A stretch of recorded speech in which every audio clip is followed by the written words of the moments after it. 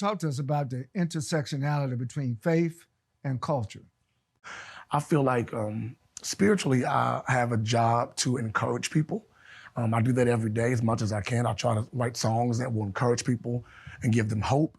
And then I also have a responsibility, like my mother always tells me, to write songs that meet people where they live. That's where I hang my hat, you know what I mean? And so I don't live my life all day sitting up in church. I live my life every day like you do.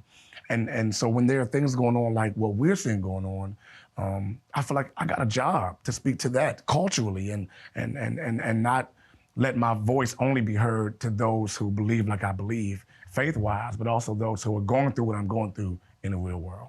Talk to us about what you see from the lens of gospel music, having a responsibility to get involved in social change. Absolutely. I think that a lot of the greatest parts of the civil rights era were birthed in meetings that were being held in churches.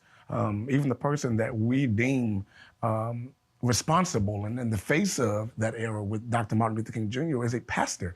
And so the meetings that were being held were held in church. I don't know why all of a sudden it feels like or seems like the church has shied away from the responsibility to be in the community. You know, you can go inside the four walls where you could before the pandemic to energize your faith, but the greatest work you do is outside of those four walls.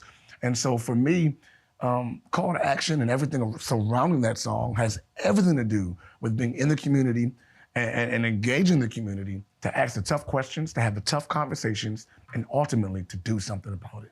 So out of the setting, the context of the church, your call to action is for the church and the community.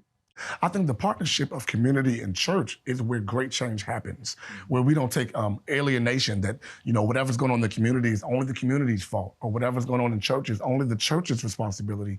But when we partner together, I believe in unity. And so wherever we're unified, that's where we are strongest.